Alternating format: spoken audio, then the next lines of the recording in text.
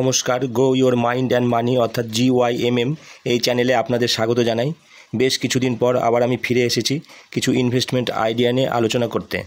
এবারের বিষয়বস্তু হচ্ছে রিটায়ারমেন্টের জন্য এসআইপি, অর্থাৎ মিউচুয়াল ফান্ডে এসআইপির মাধ্যমে আমরা কিভাবে রিটায়ারমেন্টের জন্য একটা বিশাল কর্পাস সৃষ্টি করতে পারি, এই বিষয় নিয়ে আজকে আলোচনা করব। তার জন্য আমাদের প্রথমেই মনে রাখতে হবে এমার্জেন্সি ফান্ডের কথা, অর্থাৎ আমরা একটা নির্দিষ্ট কিছু পরিমাণ টাকা এমার্জেন্সি ফান্ড হিসাবে রেখে দেবো, যেটা আমাদের হঠাৎ প্রয়োজনে দরকার হবে, এবং সেই টাকা থেকে আমরা এসআইপিটা যাতে চালিয়ে যেতে পারি। কারণ আমরা কোভিডের সময় দেখে নিয়েছি যে বিভিন্ন সময় মানুষের কীরকম টাকার প্রয়োজন হতে পারে। হঠাৎ করে তার চাকরি চলে যেতে পারে, তার যে কাজ করছে বা বিজনেস করছে সেটা বন্ধ হয়ে যেতে পারে, কিন্তু যদি আমরা এমার্জেন্সি ফান্ড ক্রিয়েট করে রাখি তাহলে সেইখান থেকে আমরা খরচাটা করতে পারবো, এবং এসআইপি যেগুলো আমরা চলছে সেগুলো চলতে থাকবে, কারণ বন্ধ হবে না। এবার কত মাসের আমরা টাকাটা আমরা এক জায়গায় রাখলে সেটা এমার্জেন্সি ফান্ড হিসাবে ধরা হবে। সাধারণত 3 থেকে 6 মাস, ধরুন কেউ ইনকাম করছে মাসে 50,000 টাকা, তাহলে তার এমার্জেন্সি ফান্ড 3 মাস থেকে 6 মাস, অর্থাৎ 1 লাখ থেকে 3 লাখ টাকা তার এমার্জেন্সি ফান্ড হিসাবে থাকা উচিত। এবং আমরা কোভিডের সময় দেখেছি মনে হচ্ছে যেন তার থেকে আরেকটু বেশি থাকলেও ভালো ছিল। তাহলে কি হবে, এই জমানো টাকা থেকে তার মাসের খরচাও চলবে, এবং মিউচুয়াল ফান্ডে যে মাসে মাসে ইনভেস্টমেন্ট চলছে সেটাও বন্ধ হবে না। আবার যখন সেই খারাপ পরিস্থিতি পেরিয়ে যাবে তখন তার ইনকাম আবার চলতে থাকবে, তার ফলে তার এসআইপিটাও বন্ধ হবে না। আর রিটায়ারমেন্টের প্ল্যানিংয়ের কথা ভেবে প্রথম থেকেই মনে রাখতে হবে ইনভেস্টমেন্টের পুরোটাই মিউচুয়াল ফান্ডে, অথবা কিছু অংশ 10 থেকে 20% মধ্যে কিছু অংশ গোল্ড ফান্ডে ইনভেস্ট করতে পারি, আর বাকিটা পিওর আমরা ইকুইটি ফান্ডে, মিউচুয়াল ফান্ডে এসআইপির মাধ্যমে ইনভেস্ট করে যাব। 10 থেকে 12 বছর অন্ততভাবে এটা ইনভেস্ট করতে হবে, আর মাঝে মাঝে যদি অতিরিক্ত কিছু টাকা আসে তাহলে সেটা মিউচুয়াল ফান্ডে দিতে হবে। এবার আমার নিজের ইনভেস্টমেন্টের কথা বলি, তাহলে 20% আমার ফিক্সড অ্যাসেট অর্থাৎ PPF-এ, এবং বাকি 80% আমি এসআইপির মাধ্যমে মিউচুয়াল ফান্ডে ইনভেস্ট করছি। অর্থাৎ বলার উদ্দেশ্য, আগে নিজে ইনভেস্ট করে যে বিশ্বাস অভিজ্ঞতা হয়েছে তা আপনার সাথে শেয়ার করছি। অনেক সময় অনেক অভিজ্ঞতা থেকে দেখা গেছে যে অনেক সময় আপনার বন্ধুবান্ধব আত্মীয় স্বজন বলবে এত টাকা মিউচুয়াল ফান্ডে ইনভেস্ট করিস না, মার্কেট ডুবে যাবে, যুদ্ধ হবে, ক্র্যাশ হবে, অর্থনৈতিক মন্দা হবে। তার থেকে অল্প কিছু মিউচুয়াল ফান্ডে ইনভেস্ট করে বাকি টাকা সেফেস্ট অর্থাৎ bank FD, post office term deposit, Sukanya Samriddhi Yojana, LICর মতো কোনো পলিসিতে ইনভেস্ট করতে। আর যখনই আপনি সেই দিকে এগোবেন, ব্যাস ওয়েলথ ক্রিয়েশন অর্থাৎ সম্পদ সৃষ্টি থেকে আপনি পিছিয়ে গেলেন, ফিনান্সিয়াল ফ্রিডম অর্থাৎ অর্থনৈতিক স্বাধীনতা অর্জন করার থেকে পিছিয়ে গেলেন।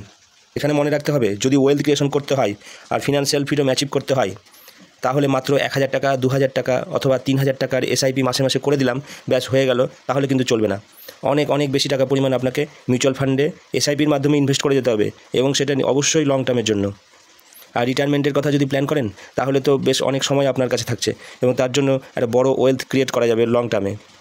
কারণ এই ক্ষেত্রে আপনার পাওয়ার অফ কম্পাউন্ডিং ঢুকে যাবে আপনার ইনভেস্টমেন্টে, আর পাওয়ার অফ কম্পাউন্ডিংয়ের যে মজা সেটা লং টার্মে পাওয়া যায়। এবার দেখি রিটায়ারমেন্ট প্ল্যানিং আমরা মিউচুয়াল ফান্ডের মাধ্যমে কীভাবে করতে পারি। ধরা যাক 5000 টাকা এসআইপি করছে কেউ, 30 বছর বয়স থেকে শুরু করলো, এবং তার রিটায়ারমেন্ট প্ল্যানিং হচ্ছে 60 বছর বয়সে, তাহলে তার হাতে 30 বছর সময় থাকছে রিটায়ারমেন্ট করার। আর মাসে মাসে 5000 টাকার একটা এসআইপি সে শুরু করেছে, হয়তো 2টো বা 3টে ফান্ডে টোটাল 5000 টাকা করে এসআইপি শুরু করলো, এবং 30 বছর ধরে চলবে। তাহলে দেখা যাক তার রিটার্ন কীরকম হতে পারে। এবার আমরা চলে আসি গুগলে, এখানে gিয়ে আমরা সার্চ করি starsip.in। তাহলে যে ওয়েবসাইটটা পাচ্ছি www.starsip.in, সেখানে যেতে পারি। এখানে 25 বছরের হিসাব ধরা হচ্ছে, তাই কোনো ডাইরেক্ট ফান্ড থাকবে না, যেহেতু প্রথম থেকে সব রেগুলার ফান্ড হিসাবে ছিল, এবং ডাইরেক্ট ফান্ড পরে এসেছে। আমরা এসআইপি পারফরমেন্স করলাম। এবার AMC অল করা আছে, ক্যাটাগরিতে আমরা অল ইকুইটি করি, আর 15 বছরের জায়গায় এখানে দেখি ম্যাক্সিমাম কত দিচ্ছে, 25 বছর। তাহলে 25 বছর ক্যালকুলেট করি। আমরা 30 বছর রিটায়ারমেন্ট প্ল্যানিং করছি, তাহলে 25 বছরের আগে দেখি রিটার্নটা কত হচ্ছে। 5000 টাকায় করা আছে মান্থলি এসআইপি, সাবমিট করি। তাহলে কি দেখাচ্ছে, তাহলে দেখাচ্ছে প্রথমে যে ফান্ডটা আসছে Nippon India growth fund,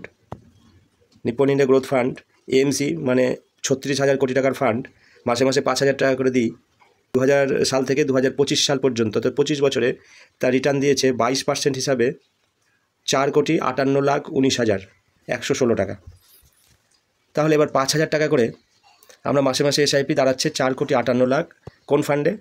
Nippon India growth ফান্ডে। ফ্র্যাঙ্কলিন ইন্ডিয়া মিড ক্যাপ, এখানে দাঁড়াচ্ছে 3,47,00,000। তারপরে যদি দেখি HDFC ফ্লেক্সি ক্যাপ, সেটা করেছে 3,01,00,000। সেরকম DSP, Franklin, HDFC, ELSS, ICICI পোটেন্সিয়ালের আরেকটা ফান্ড, HDFC ভ্যালু ফান্ড, সব এরকম করেছে 2,41,00,000, 2,37,00,000, 2,29,00,000, 2,24,00,000। তাহলে দেখা যাচ্ছে লং টার্মে একটা ভালো রিটার্ন পাওয়া যায়। সবচেয়ে কমের দিকে গেছে 11%, 79 লাখ। যদি ভাগ্য খারাপ থাকে তাহলে এই রিটার্নটা পাওয়া যেতে পারে। সাধারণত আমরা বড় এএমসিতে ইনভেস্ট করার চেষ্টা করি। AUM এ ক্লিক করি, আরেকবার AUM এ ক্লিক করে দিই। এবার দেখব যে কোন AUMটা বড়। যেমন HDFC ফ্লেক্সি ক্যাপ 25 বছর ধরে যে ফান্ডটা চলছে সেই হিসাবে এই ফান্ডটাই বড়, 79,000 কোটি টাকার ফান্ড।